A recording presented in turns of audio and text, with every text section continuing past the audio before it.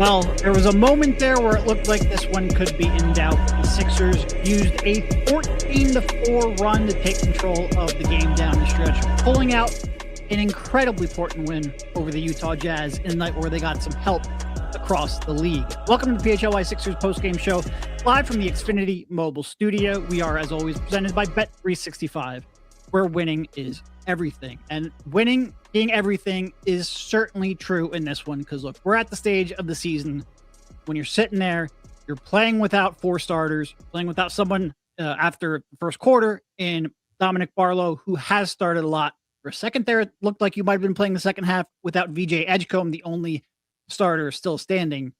At this point, it doesn't matter how it looks. It only matters that you get that W and you try to avoid the play-in tournament. Welcome, everybody. I am joined once again by Paul Hudrick. If you missed the post-game show, Devon and Kyle and Bree, for that matter, all have the night off. So we have Paul here stepping in. We have Ethan behind the glass. How you doing, Paul? I'm doing all right. A little tired. You know, as you said, you know, I'm old and I'm a dad, so I'm like really feeling it. But yeah, you know, huge win. I mean, really, like you said, I mean, huge win. It's ugly would be an understatement. But it's a win. It's a huge win in the standings, and they got help from the league, and they got maybe a little bit of help from the Utah Jazz as well. Well, yeah, no, I mean, the Utah Jazz definitely played a hand in this, because quite frankly, there was a point in the third quarter where it was like, all right, Ace might like lift them to a win single-handedly. He struggled a little bit in the first half, came out pretty hot there in the third quarter before tailing off a little bit down the stretch. I guess there's a bunch of places we could start in this one, but I think my logical place is VJ Edgecombe. You know, he ended up the night with 22 points, 13 rebounds, which that's a couple nights in a row where we've gotten really big contributions from him on glass. 4 assists, shot 9 of 19 from the field, and just 1 of 4 from three-point range. He is our player of the game. And I thought this was one where, look, after, you know, he had moments in the second quarter, had a nice pull-up, mid-range pull-up, had a nice spin move to a floater in the second, a Euro step to get a bucket in transition, and then he got hit in the face. Was it Filipowski that got him? Who got him? Filipowski, yeah, I think he got him twice too. Yeah, like an elbow and then the follow-through smack. Clearly incidental, but yeah. And he went back to the locker room with like a minute and a half left. He had 3 fouls, so he was probably his half was done no matter what. But walking back, he looked like he was not well. Like he sort of stumbled walking back, had to kind of grab the handrail going back, stood there for a little bit to sort of regain himself. And you went, oh no, he's got a concussion. He's got to have a concussion. And then you're sitting there like, we might play Monday's game against the Thunder, which was probably a loss anyway, without your top, you know, your 5 regular starters. And then the one guy who's been filling in for an injured starter for most of the year in Barlow. This is a disaster. And I thought he came out, you know, and in the third quarter, his jumper was a little off. He hit a jumper pretty late there in the quarter. That seemed like it got it going. But then he hit a number of big plays down the stretch, including that big 3 that I think put them up 10 with a little under a minute left. Just a pretty gutty performance from VJ in this one. Agreed. I love the rebounds, because to me, and I think he said it to us when he was back home, he said, like, we asked about why, like, what's up with the rebounding all of a sudden? Like, I think he had 12, you know, last week. And he said, basically, the coaching staff told me, you can go get them. So go get them. You know, you're athletic enough. And as I talked about on the pregame show, like, his anticipation is really second to none. So his ability to track the ball off the rim, again, coupled with that athleticism and just the way he plays hard. All those things together should make him a very good rebounder. And I think that's of all the skills that are going to help when and if this team ever finally gets healthy, the rebounding one could be huge, right? I mean, that's been a sore spot for years, with Joel Embiid struggling in that department. So, you know, him contributing, I think that's something that is nice now, but I think could really benefit them if, you know, in a playoff situation as they start getting bodies back. But yeah, I agree. Gutty is a good word, because it wasn't their best night. They didn't execute very well as a team. They didn't shoot the ball well at all. Lots of turnovers. Yeah. You wonder if the legs were a little tired, you know, last game of a West Coast swing, but they pulled it out. I thought him and Quentin were both big down the stretch. Both guys hit some big shots, came up with some big moments. And, you know, it doesn't have to be pretty. It just has to be a win. And I thought VJ, and it's been, like you said, all year, it's just, no matter how he plays for the first 3 quarters, that fourth quarter, he's going to do something help you win a basketball game, and he did that again tonight. We have a recommendation here from Better Call B-Ball Paul in the chat that you are B-Ball Paul Hudrick. Okay. So I will take that. I will allow that. No, look, I mean, he, like I said, it at one point I was really worried about how he was going to react in that second half. I thought he came out and, like I said, the jumper was just off to start the third quarter. And if you've been following this team, your mind tends to run to the exact worst place it can possibly go. But he was huge, and I agree. Like, the rebounding is something he's been doing pretty well here of late. And even early in the game, he had a real nice one where it was going out of bounds. He corralled it, flipped it out. They got a transition bucket to Quentin, and he's absolutely made a more concerted effort on that end. He's committed himself more on the glass. And look, this is a team where you need to get rebounding from anyone you can. This is not, even when Andre's in there, and Andre is probably your best rebounder, it is like you need a team effort. He does not really move outside of his area.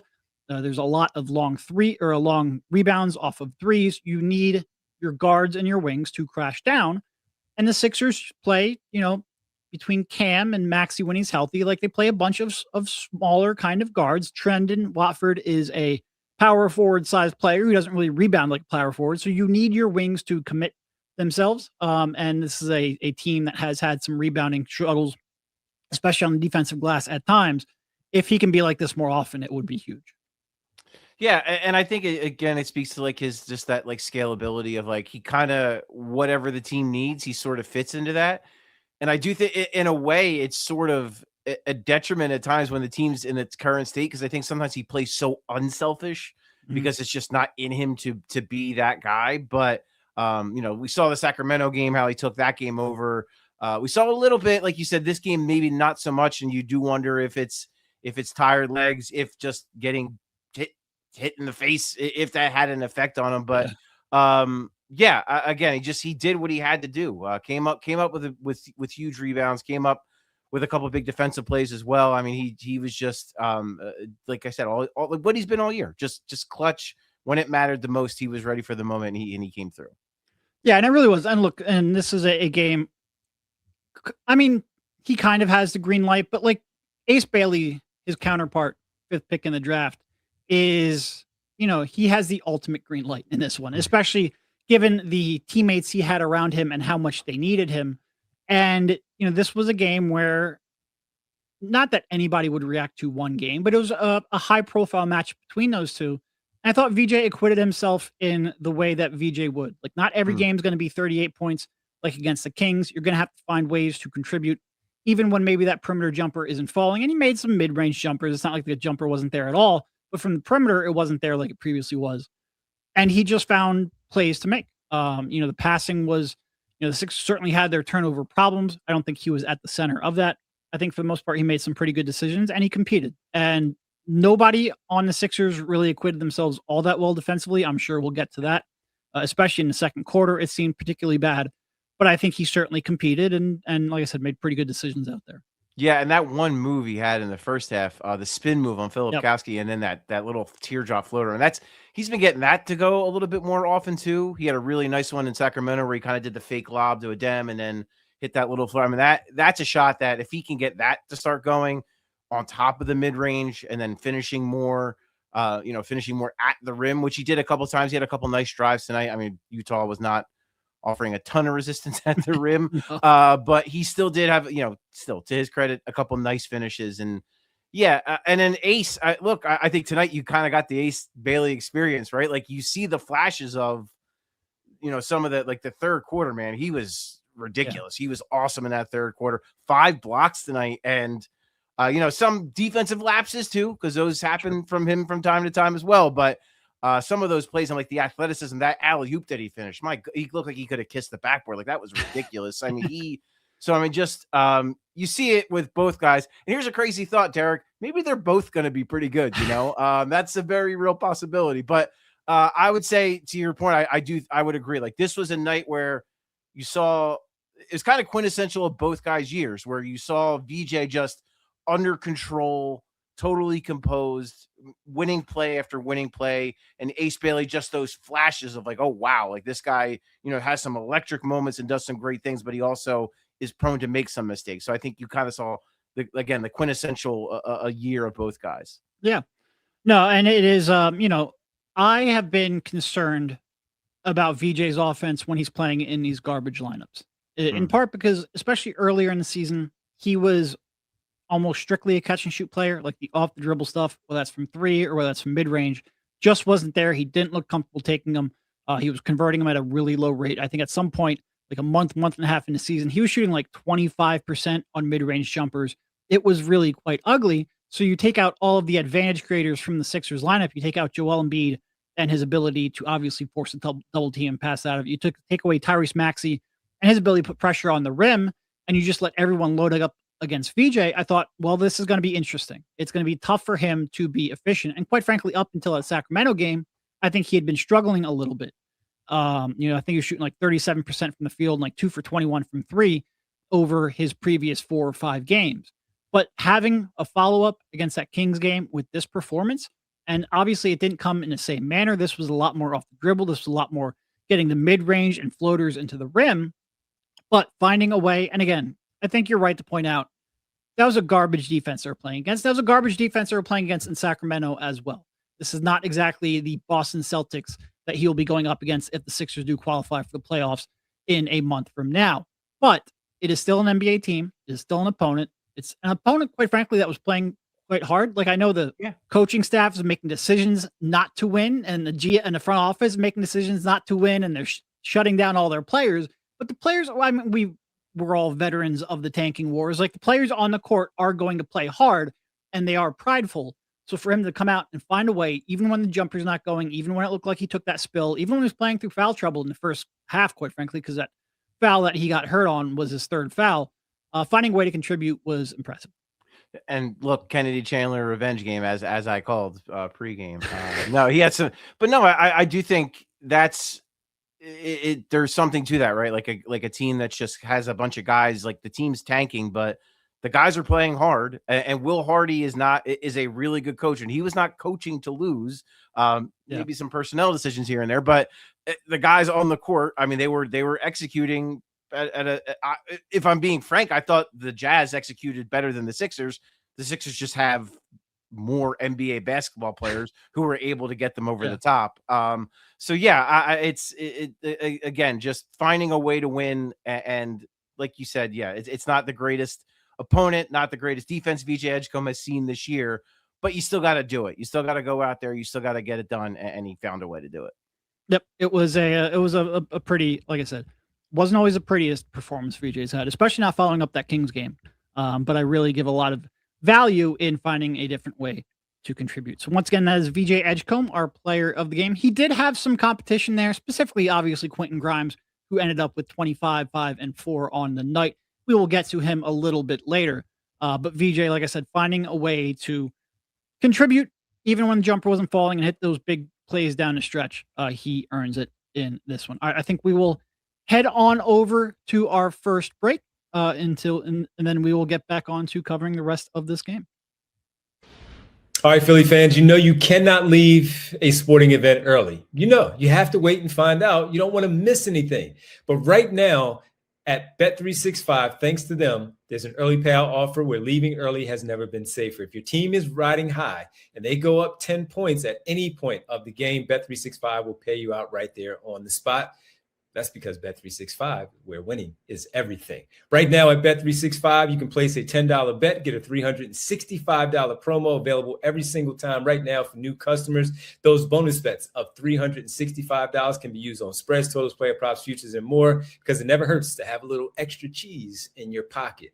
Bet365, where winning is everything. Download the app today. Use code PHLY365 at sign up. Gambling problem? Call 1-800-GAMBLER. Please gamble responsibly. Must be present in Pennsylvania. $10 minimum deposit required. Bonus bet wager excluded from returns. New customers only. Must be 21 plus. Only. Time limits, minimum odds, and terms and conditions apply. In-app only. Void where prohibited. We work a lot of busy days and long nights here at PHLY, and that's why all the all-day deals that Wawa has going on are so critical for us to get the day started and then keep it rolling. They have $5 deals all day, including the $5 big breakfast meal deal. You get any Sizzly. I love the bacon, egg, and cheese on a croissant, hash brown, and any coffee, any size. So you go hot or iced. I go iced.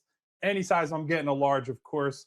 And that's all for $5, available from 5 to 11 a.m. But that's not all. They have $5 deals all day with the roasted and crispy chicken sandwiches created your way. And they've got new teriyaki recipes for a limited time.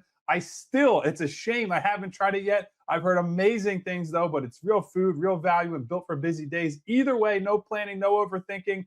I'm going to get one of those. You should get the teriyaki too. Limited time exclusions apply. See Wawa.com for details. We say it all the time, and you already know it. You got to have a Wawa.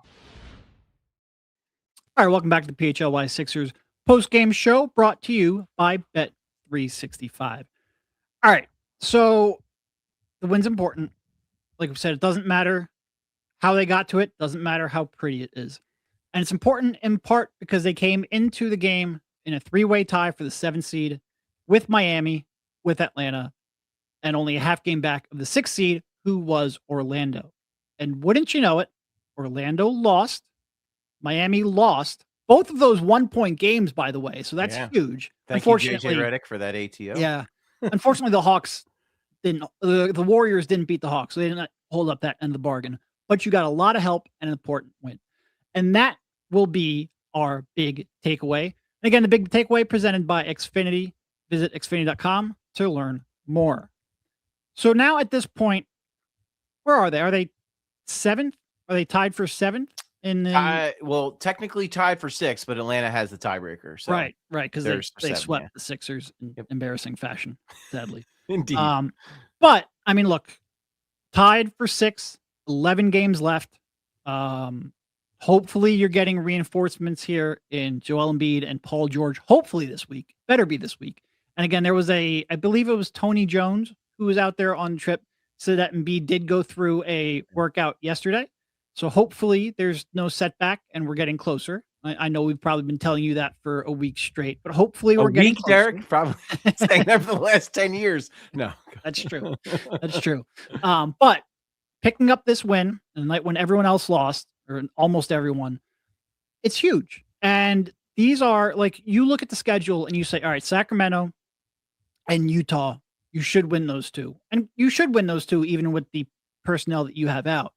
But as we know in the NBA, should and do are very different. It is, you can run into a hot team. You can have an off night. Picking up 2 wins without 4 starters when the race is this close is massive.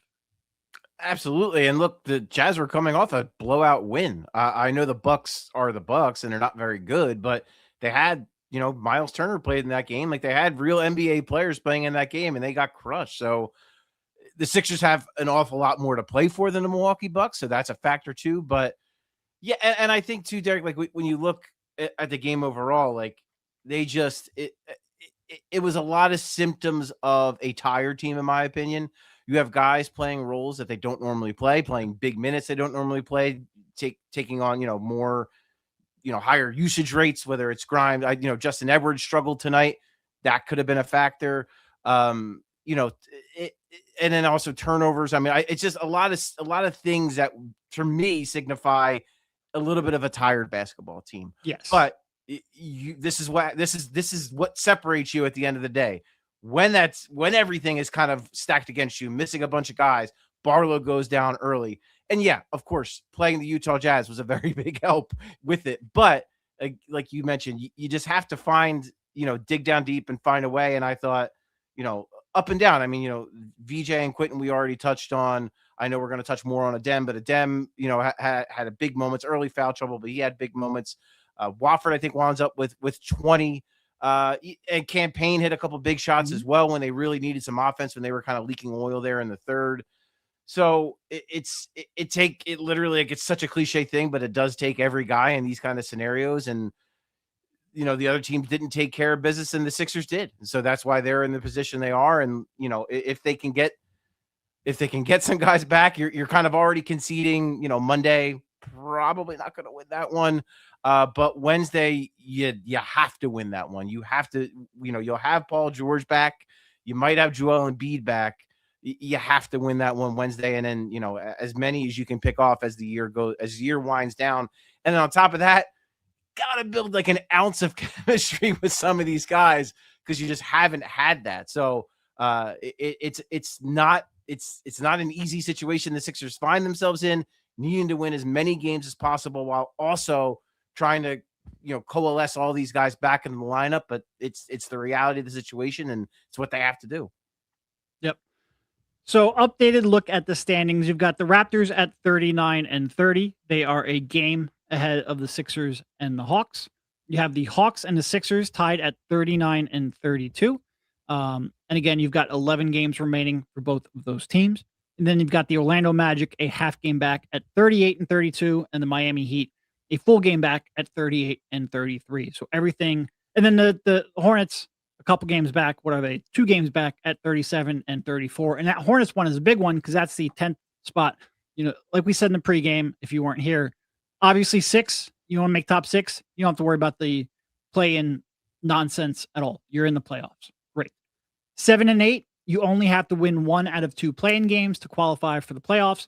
If you're 9 and 10, you've got to win 2 games in a row to qualify for the playoffs. You want to avoid that as much as possible. So with this jumbled up, and again, that's 5 teams within 2 games of each other, or 2 wins of each other at least. Each and every game is huge, especially like we said, Paul is only scheduled to miss 1 more game. I say scheduled. He's coming back from suspension. It should be predictable, but with this team, you never know. Fair enough. He was asked last week. Nick was like, would he need to time to know? Like he's been able to practice with them. He better be playing Wednesday when he comes off that suspension. So Paul's only going to miss 1 more game. Hopefully Joel is only going to miss, hopefully Joel's ready to go, but we'll find out more this coming week. Hopefully he's coming back soon. Would you bring him back for OKC, or would you just say punt the game? Yeah, because the reality is, I don't think. Maybe you bring him back for like a stint or 2, like 20 minutes, just to kind of get his legs underneath him, so that when you have a winnable game on Wednesday, he's good to go. I'd probably go that route. Point. Yeah, but that's going to be a tough one on Monday. So, which just makes it all the more important to bank these wins when you have a chance. Yeah, no, 100%. And again, it's very fortuitous that the schedule has allowed them to play the Utah Jazz in such short time period, that they got to play the Sacramento Kings, and that they're about to play, very brutal. They're going to have to play the Thunder on Monday, but then they get to play the Chicago Bulls. And that's a team that, even when they were trying to win, the Sixers should have been able to beat them. But now they're not even trying to win, so now they really just need to capitalize on it. And to your point, though, too, like the nice thing about Paul George is that we don't have to worry about a ramp up. He has been practicing. I think Nick has been saying like he's been giving them the business as like a scout team guy. You would hope that would be the case. Having him back when it's to me. The offense is going to matter. They need his offense. They need some more. They desperately need more 3-point shooting. They need someone to kind of take some of that load off of VJ and some of that load off of Quentin. But to me, Derek, like the biggest area they like defensively, I think Paul, it's probably underrated how good he's been on that end of the floor. Even last year when he really offensively never, maybe like 1 month had a good month in January, but other than that, really struggled offensively. I thought his defense was good really throughout the year. And you could see, and the numbers reflect like they are a better defensive team when Paul George is on the court. So I think that's maybe where they've missed him the most. And I think he should be able to, hopefully, for some people who have said it, I don't know if I'm buying that it's a blessing in disguise for him to miss all this time and for all his, his body to be fully fresh. But for those folks, they I guess you could say they have stayed afloat enough to where maybe it can be a blessing in disguise, and Paul George comes back and he's fresh and the knees feel good and the rest of the body feels good, and he can really just, hit the ground running for these last, 10 games. He's going to have 9 games probably, because he'll probably sit 1, and then for a potential play-in game or, the playoffs. Yeah, look, there's a lot of different ways that Paul can help contribute, right? Like the Sixers last week became just the third time all year a team had won a game and making 3 or fewer threes. There have only been 12 games all year where a team has been outscored by 30 from the 3-point line and still won. And the Sixers did that in back-to-back games last week. You're watching a team that has almost no shooting, especially from the role players, but has very little half-court shot creation. Paul can help you with that. But you're right. The defense might be the biggest way he can help. And look, this was a game here tonight where I thought through 3 quarters, the defensive effort was abysmal. And you kind of understand that when you're talking about a limited roster on the last leg of a road trip. Probably not going to get your best effort. But you came in there in the second quarter, that transition defense was an abomination. Like they were real. First of all, they just had a ton of turnovers. And then they did a really bad job getting back. Their effort to get back was not good enough. The communication wasn't good enough. They weren't stopping the ball. Like all of your defensive principles and transition, they were breaking. And then in the third quarter, like they were just caught dead off ball time and time again. Like there were so many baseline cuts that they just had completely missed. And you're like, man, are they really? Because it's one thing to lose a game to the Utah Jazz. It's something to lose a game to the Utah Jazz when they shoot 9 of 40 from 3-point range. It's not even like Utah had a great shooting game.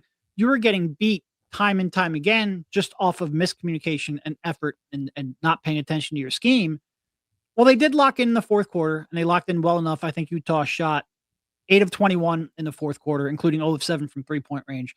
They locked in a bit down the stretch and came away with a win, but you really need somebody who's he's going to be paying attention. He's going to have really great off-ball awareness. He's going to be able to defend other teams, if not top option, certainly our second and third option. And he's just going to know the principles that you're playing within, because right now, and look, again, you're playing with so many players who are playing outside of their typical role. You expect a little bit of miscommunication. You expect a little bit of not being as connected as you would want. But Paul is a professional on that end, and they desperately need a professional right now. Yeah, and Nick's talked about it before that he's almost like a quarterback out there defensively, just because he's so smart. He's played the game for so long. He's such a good, and as you said, like just understands the principles of what they're trying to do. Is such a good and smart off-ball defender. And yeah, I mean, I think Nick even referenced this earlier this year. I've been pleasantly surprised at how good on ball he's been this year. And so you would imagine fresh legs are only going to help that too. So to have that, and it's the biggest thing though, like, again, it's like, it knocks everyone down the totem pole a little bit to have Paul back in the lineup on both ends of the floor. And I think that is going to be huge for everyone. It's just going to take so much weight off of so many guys' shoulders to have a player like him, the experience, and just frankly, the talent level to have a guy like that out there. It's going to be huge. And you can also get Joel back. That's another guy. And then hopefully not long behind either one of those guys is Kelly Oubre, who's supposed to get reevaluated on Wednesday. And Kelly's been so good this year. To get all three of those guys back, kind of, you would hope within the next week or so. Man, what an enormous boost that could be with the standings so tight, with everything so jumbled, to get 3 players of that caliber back in quick succession, and then possibly again in another week, Tyrese Maxey. That could be an advantage they have over these other teams that they're kind of jockeying for position for, is that they're gonna get these serious reinforcements back. Yeah, and that last one that you mentioned, the Tyrese, that is obviously the biggest unknown of the season. Like all of the effort they've put in to try to reclaim that 6th spot.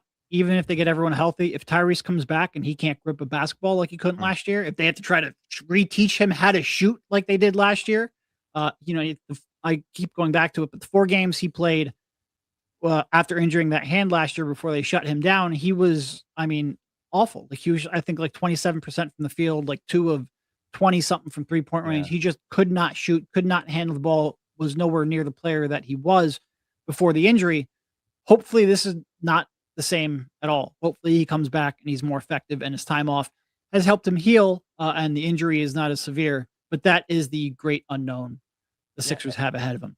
All right, that was once. I'm sorry, go ahead. No, and that led to the back injury too, because he couldn't make anything, so he was kind of forcing everything at the rim, and winds up getting hard foul, lands on his back, and that basically ended his season. Yep.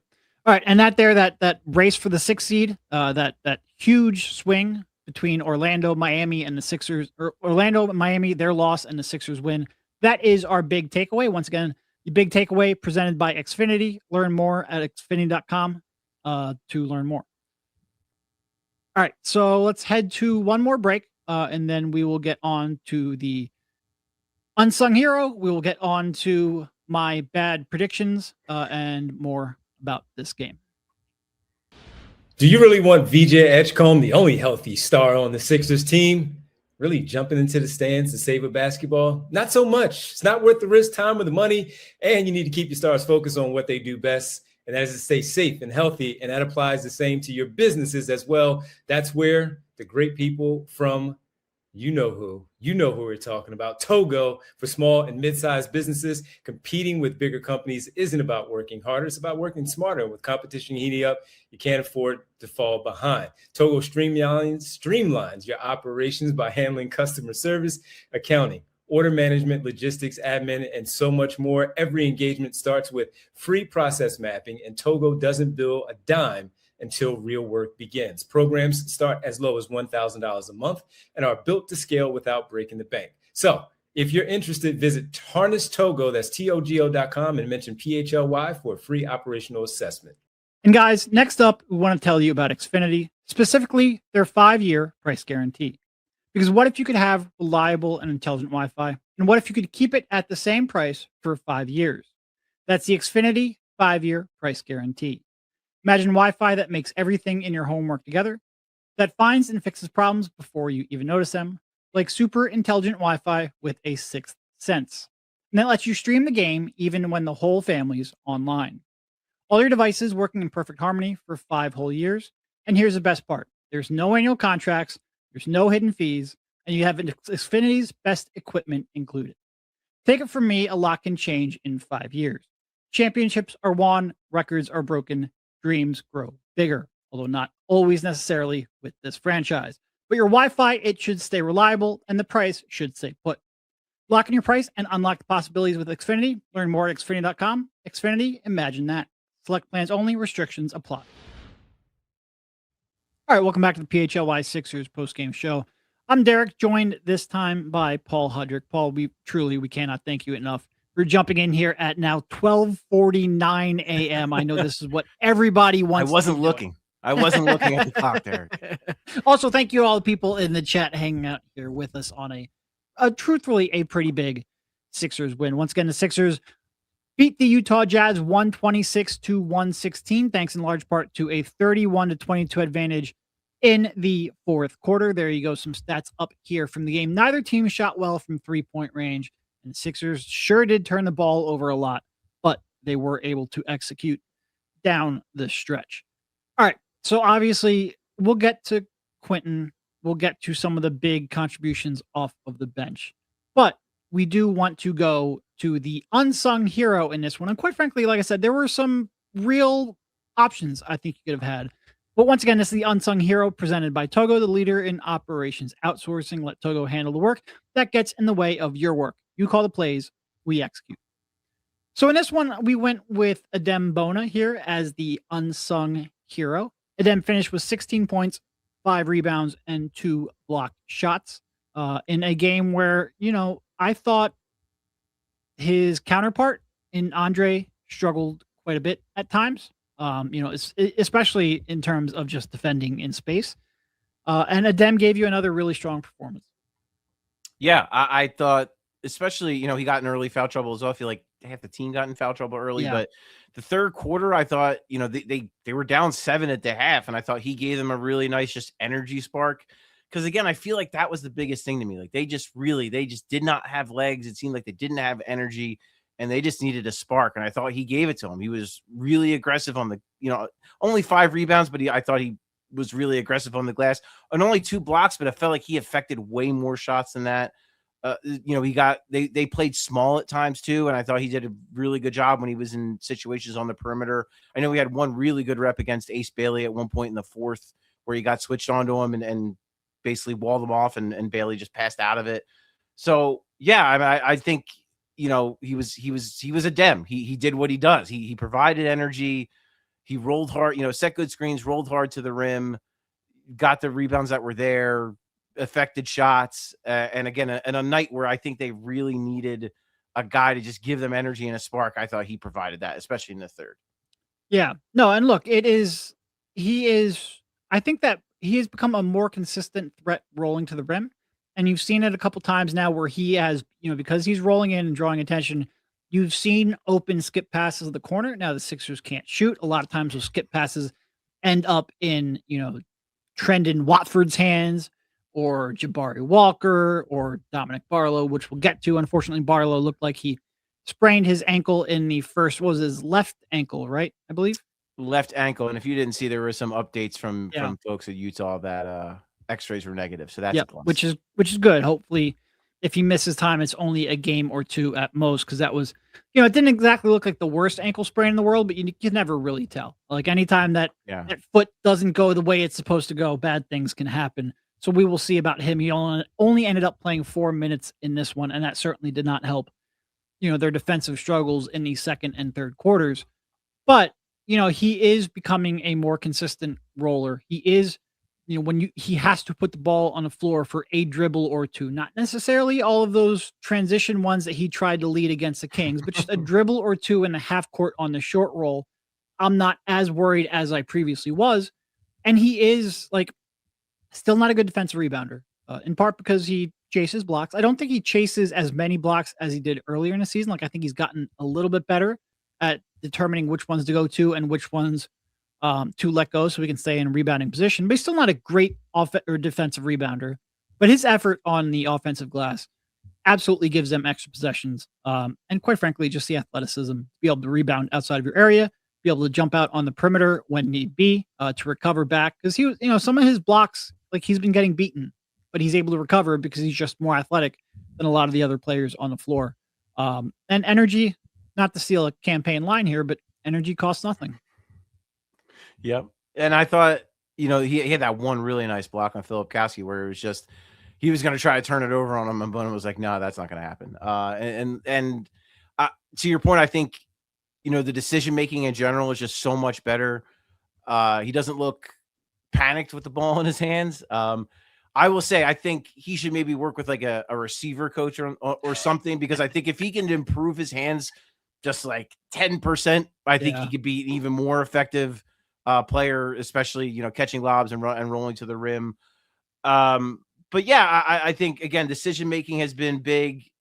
We talked about VJ and his rebounding. How I think that helps Adem, because then Adem can maybe have a little bit more confidence to chase a block, knowing that, whether it's VJ or someone else is going to have his back and get that rebound. So, and Kate has referenced it a couple of times on the broadcast, but his free throw shooting, I think, is important too, because he's going to get fouled. If you're going to be in the position he's in, where you're going to play at the rim, teams are going to foul you and test you and see if you're going to make your free throw. So that's an important component too, as well, to make those. But yeah, I think he gave you exactly what you needed. And I think on nights like this, where you're playing a tanking team, where those guys are playing their guts out and they're playing as hard as they can, guys who normally don't get these opportunities, you need players like Adem who are going to do that. I thought Jabari was also pretty sneaky in that regard, of just giving them, again, just a good energy boost, just playing really, really hard.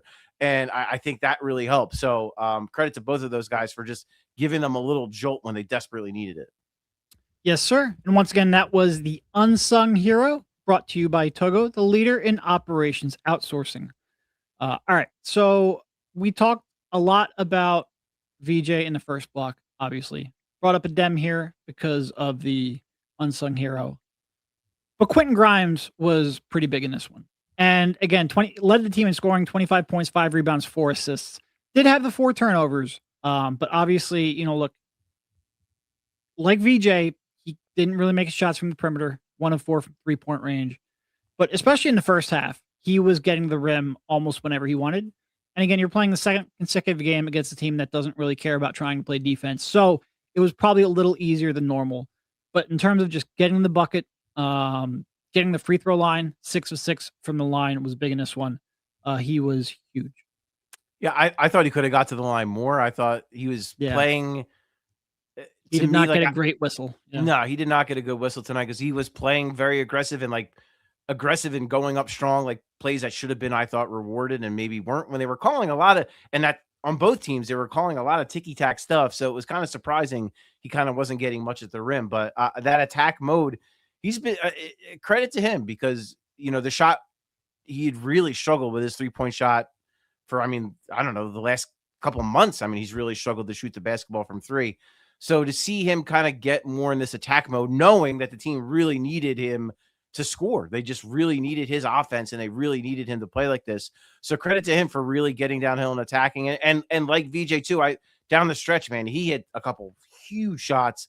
The one he hit, that one little midi fadeaway, that was big. The one, it was a really sneaky good move where he was kind of sneaking through the lane. You thought he was going to dribble it out, and then he turns around and puts up a little like 10-footer and nails it. And that was off the glass. And like, that was a big shot too. So I think, to your point, I thought, from the beginning, he was aggressive getting to the rim, and that was huge. That was needed. But then I thought down the stretch, he was even bigger. Just they desperately needed to just close this team out, put this team away. And I thought he made some really big shots. Yep. Yes, he did. And he's like, look, we've seen Quentin in March before. We've seen Quentin when he is asked to be, carry the team with all of the stars out. When he gets into a groove, and his game really is based off being able to get all the way to the rim. Obviously playing 2 bad defenses helps. It's easier when he is making his shots on the perimeter, because then teams have to close out and he can use that quick and powerful first step. But he's just so strong at the rim that he's really, really tough to meet there and stop. He's been good these past couple of games, and quite frankly, the last week or two, which they need in the worst way. All right, I think let's go ahead and let's go to our final break, and then we will finish this off with some more stray thoughts. If you're feeling it after a tough workout, maybe a pickup game or just everyday life catching up to you, don't ignore it. Go with the best, Rothman Orthopedics. They've earned national recognition as the #1 physician practice by Castle Connolly for having the most top doctors in orthopedic care. That means top tier specialists right here and ready to help. Scheduling is simple. Just visit rothmanortho.com/PHLY to book your appointment today. Check out Rothman's Fast Scheduler program for access to their VIP scheduling team to get you scheduled with the right provider. I'm one of them. I just right through because of this fast scheduler for my knee and my ankle. Or you can just simply tap into Rothman now for immediate virtual access to an orthopedic expert who can point you in the right direction. Don't wait it out. Don't be tough. Do the right thing. Go to rothmanortho.com/PHLY and take the first step toward feeling like yourself again. Spring is back, baby. And you know what that means? Rita's is back. That's right. It's the sweet sound of Rita season. All your favorite frozen treats are back and better than ever. There's nothing I cherish more than that first hot day. You're playing basketball outside. You go for a run. You're doing something down by the water in Philadelphia. And then you come back and you have a nice mango gelati. Maybe you're just a frozen custard person. I love the mango gelati. I even like a Swedish fish gelati every so often. The sun's out. The flavors are popping. It is officially treat yourself weather. And do not forget, download the Rita's app. New app users get a free small gelati, ice, or custard with their first purchase. That's free happiness waiting for you. Come on into Rita's. Make this season the sweetest one yet with ice, custard, and happiness. Treat yourself to a scoop of happiness today. Be cool. Go to Rita's. Learn more, guys. You already know what the website is, ritazice.com. All right, welcome back to the PHLY Sixers post-game show. I'm Derek Bonner, joined by Paul Hudrick of Liberty Ballers. Follow him on all the socials at Paul Hudrick. That's it, right? There's no extra Nothing characters funny. or underscores or numbers or anything like that. Yeah. All right, so I think 2 other players we have to get to is Trendon, 20 points, 9 rebounds, 4 assists off the bench in 24 minutes, and Cam Payne, 16 points and 7 assists in 27 minutes, also off the bench. Where would you like to start with those 2? Yeah, so Trendon is such a weird player to me. Yes. And when they signed him, I loved it. I thought it was a really good signing on a minimum. Some of the stuff he can do offensively is very unique at his size at 6'9". Like the way he can handle the ball, the way he can kind of be sort of an offensive hub, his ability to score in the post. And I think that was where he was huge tonight, was when he just got those mismatches and just, dug in and planted in the post and got those 9 rebounds too. We talked about him not being the greatest rebounder, but those 9 rebounds were big. They needed all of them.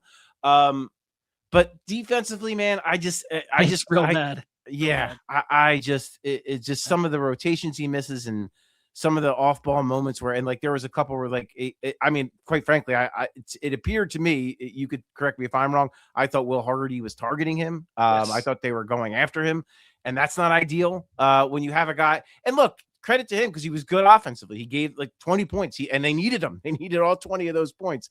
So, they needed his offense, but defensively, I just wish he was, I wish he was a lot better defensively. I wish he was a little bit better of a rebounder. But that offensive skill set is unique, and it does come in handy at times like this where they really need offense. It is good to, be able to just have a guy where you can say, okay, go get me a bucket, because he can do that in certain situations, in certain matchups. No, I mean, they really needed his scoring from the post, and they really need his playmaking and creativity because they just don't have a lot of creativity on the floor right now. But man, fitting him into a system when you're a non-shooter and you're terrible defensively, it's tough. It's tough to find ways to make him a net positive most nights. And I think he's one of those players where, and it's tough when he's a role player and you're asking him to scale down because that shot isn't there. He doesn't space the floor. He doesn't contribute defensively. And it's also tough because you have to be really intentional with the lineups that you put him out there with. Like, he has a lot of flaws that you have to cover up. And I feel like every time I check the numbers before or in the middle of the second quarter when they were getting killed, and coming into the game when he was in lineups with Drummond, they were like a -10 net rating. And it was like the defense was as disastrous as you would expect. And there's just too many negative defenders in that front court for those two to work. And you saw that at times in the second quarter. Part of the, transition defense problems were with those two on the floor. He just can't. And look, it's tough because, it's tough to be intentional with the lineups when you have this many players out, which only got worse when you lose Barlow 4 minutes into the game. Like, he was one of the players you would typically put at the 4 next to Andre because he has a kind of rebounding and weak side rim protection that could help cover up for some of Andre's deficiencies in that regard. Well, you lose him. You've obviously lost Kelly and Paul and a lot of your other good defenders as well. So I get that it's tough to avoid those bad matchups, but like Trendon and Andre have played quite a bit of time together. It was something like 600 possessions or something like that. And that's maybe the quintessential example of like, that's just a pairing that cannot work. And Trendon's got a few of those. It's a little Ben Simmons and Dwight Howard-ish, to a much lesser scale. But no, but yeah, because like theoretically, if you have everyone healthy, you could have Tyrese, VJ, Paul, Trendon, and Joel, and that you could see how that could theoretically work. But again, you're not gonna like just give the ball in that lineup to Trendon to be like a hub when you have all these other super talented players on the court. So I mean, for him to be affected, he needs to be insulated defensively, and he needs to be surrounded by shooting. And with this team, that's just not even at full strength. That's a really hard thing. It's really hard to assemble a lineup that has those characteristics. So I think he's a guy you just really got to pick your spots with. And right now you're just sort of forced to play him because he is one of your best, 9 guys, 10 guys right now. So like he has to play. And again, credit to him offensively because he did the job. He did, like, they needed those, again, they needed all those 20 points. They needed some of his playmaking and some of the attention he drew. But yeah, I mean, the defense is just, it's really a real bad struggle. It's rough.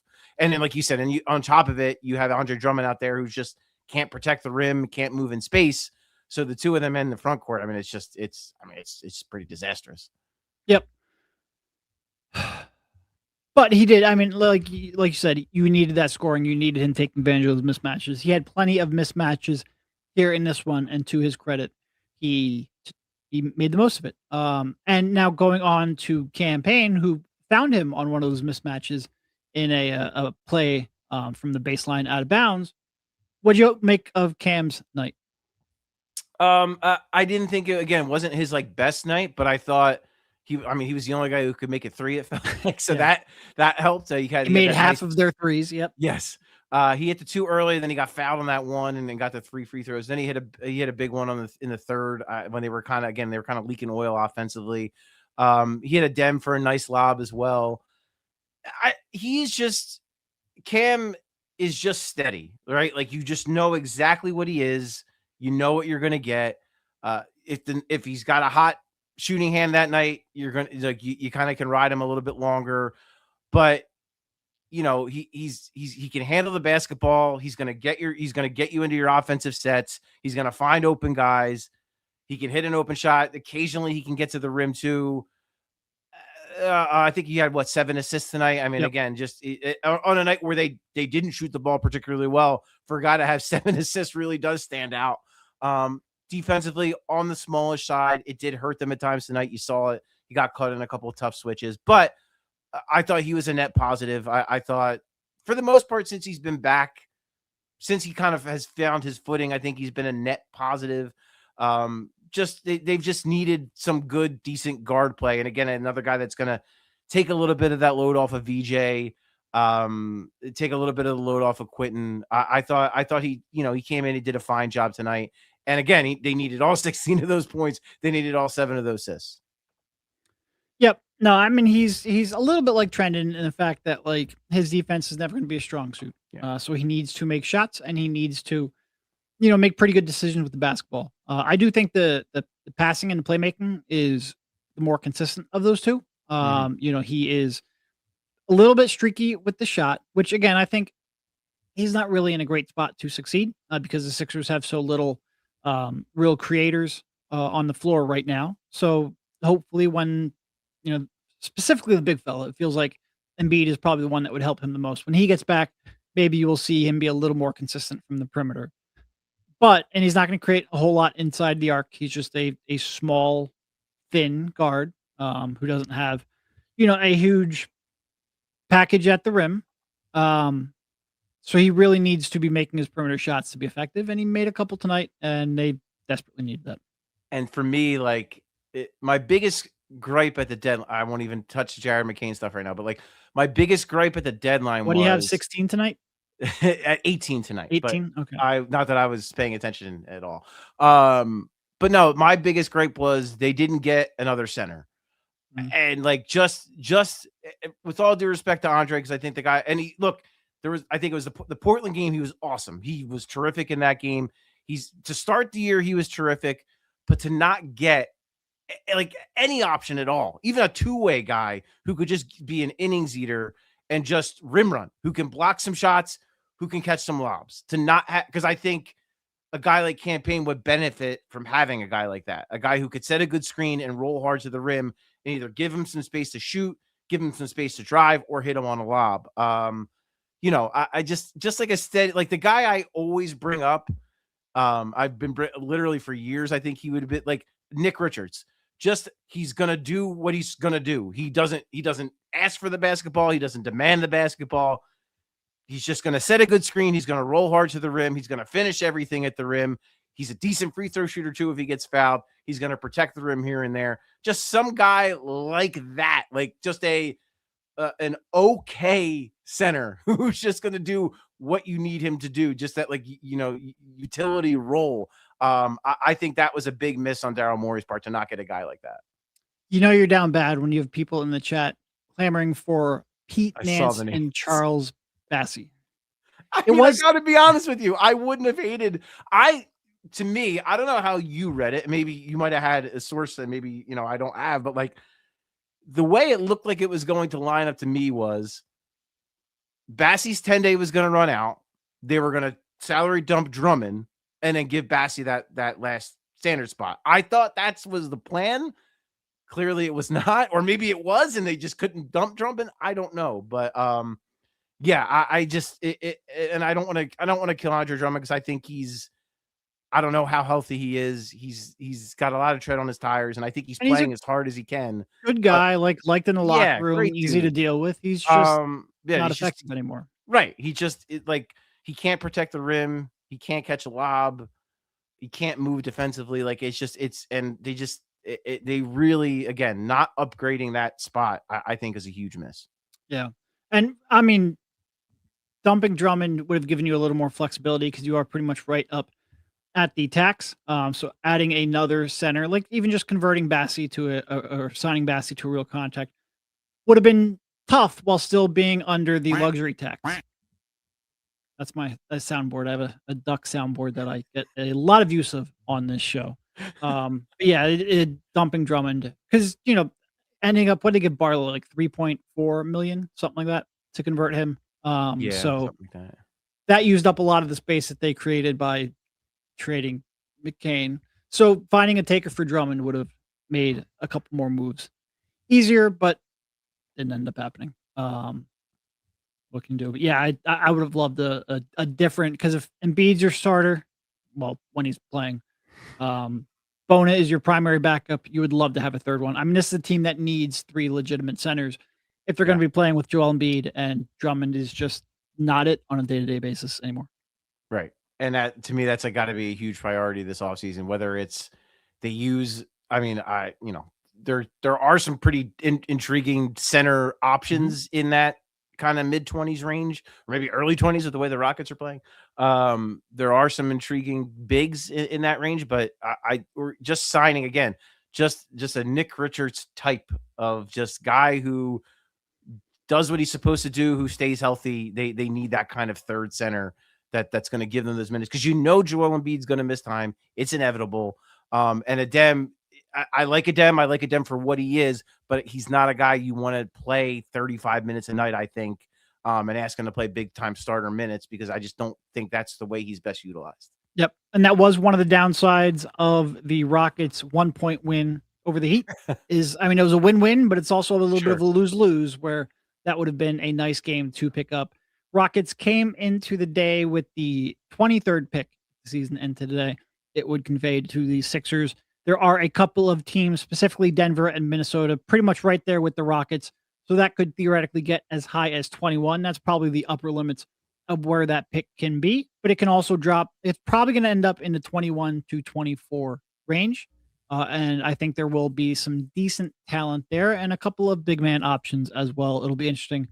I think Daryl historically has not been, and obviously we'll see who's making all these decisions. I think at this point, it's an unknown. But Daryl historically, I don't think has loved using a first-round pick, even a late first-round pick, on a position that he views as blocked, and a position that would be, quite frankly, just not playing many minutes in games where Joel Embiid is available. I mean, that was part of his stated reasoning at the trade deadline, at the post-trade deadline press conference, that McCain was blocked from being a starter. Right. I don't really care about that, especially for a guard. You could have gotten 20 minutes from him, and if he's playing well, that can give you enough value, or more value than this first-round pick will. But for a center, that you're even more blocked, because a lot of them can't play alongside of Embiid. But Embiid's a unique situation. He's going to miss 30 games a year. You need to find a way to compete in those games. Yeah, and it's the future too, because it's a guy. To me, if you take a center, the idea is, to your point just then, is just you need a functional third center that can give you good minutes, quality minutes, because Joel's going to miss time. But then also, you're kind of looking ahead too, right? I mean, you're kind of looking at, well, if this, I know the contract, I know what it is, and I know it's probably not going anywhere, but you're gonna at some point you're gonna have to think of life after Joel Embiid, and not the worst idea to kind of have a center in the fold that would complement VJ Edgecombe and Tyrese Maxey well. Yep. We do want to make sure, if you're watching on TV, if you're watching on one of our fast providers, head on over to allphly.com as we head into overtime, so you can continue watching the show. All right. I don't think as I say, we're heading into overtime. I'm not sure I have all that much to discuss in overtime. It was a weird game where both teams got the free throw. I mean, they shot the heck out of the ball from the free throw line, combined to shoot, I think, over 90% from the line between the two teams. Sixers 28 of 32, Jazz 29 of 31. Like I said, Sixers overcame their turnover problems, overcame their terrible transition defense, overcame the fact they couldn't shoot, and found a way to get a really important win. Yeah, For sure. So I actually, can we change topics? Can I ask you, is there any guy you have your eye on in the 20s range, or are you not there yet? I mean, we just did a video on this earlier this week. I am, if I'm being fully honest, I'm not really there yet. I have to watch a heck of a lot more. This is one where, because the Sixers didn't have a pick, I was pretty much ignoring the draft up until the trade deadline. Fair enough. And now I have some catching up to do. I am happy they have a pick. It'll give me something to do. I do love the draft and trying to scout through it. But I wouldn't say I have a great, like everyone I have like first impressions on more so than anything. I'm in a similar space, maybe slightly ahead of that, but yeah. The guy I really like is Amari Allen from Alabama. Okay. That dude. And like, they use him in such a unique, like a lot of guys, it's like they use, like, it's like a Trendon Watford thing, right? They have to use him in unique ways because they're unique players and they have these like certain skills. They use him in unique ways because he can do everything, and he is huge, and he's big, and he's strong, and he's athletic, and he can shoot. He nailed like a 30-foot three the other night. Like, he can, man, he's really interesting. He's like 6'8", and he's big. He's got an NBA body already. He can pass, he can shoot, he can dribble, he can get to the rim. Like, that kind of guy, I think, is. I do like Dalen Swain a lot as well from Texas. He had a decent game today. I think he had like 6 assists tonight. Like, he's. But yeah, to me, like, there's a lot of those kind of do-it-all forward types that I think would fit pretty well. Joshua Jefferson's another guy, obviously, from Iowa State. Like, there's a lot of those guys. I'm really a big fan of Zuby Ejiofor from St. John's, although he's more of a second-round guy. But, man, he's just like a winning basketball player and a dude I really like. But No, and Swain was somebody I talked about earlier in the week just because he's interesting. Like, this is a player who I think has a lot of physical talent, but playing at Xavier before transferring, right? Xavier, because he followed Miller. Yeah. So this is a great chance to see him. Hopefully they make a pretty good impression here in the tournament. He had a breakout year for sure. But no, I have to do a lot more research, and we will have, well, hopefully not that long, right? Because hopefully we're covering games until at least mid-May. Might be a little optimistic, but certainly through April. Let's put it that way. And then we can worry about the draft after that fact. I think I'm probably just about done. Once again, thank you to everyone here, everyone in the chat. Absolutely incredible that you have spent all week hanging out with us late into the night, and an even bigger thank you just because we were in a bind. Thank you to Paul for jumping on. We desperately needed this one. We owe you one. Hey, no, I'm happy to do it. Happy to help you guys out. I was up anyway, you know. Yeah, we are required to watch this team. So, all right. Once again, if you can, hit that like button on the way out. Subscribe if you don't. Hit the bell icon so you get notifications. We would greatly appreciate it. The channel, the company would all greatly appreciate it. Thank you. I'm not even going to bother doing a roll call in this one. I'm sorry, guys. I'm really tired. It's late. I don't have the energy for it. But thank you to everyone who showed up for this one. Once again, thank you to Paul. Thank you to Ethan. Devon and Kyle will be back on Monday Kyle won't. Kyle will be at the game, but Kyle will be checking in from the arena. Devon and I will be in the studio. Take care. Stay safe. We appreciate you. We all silly like the mayor.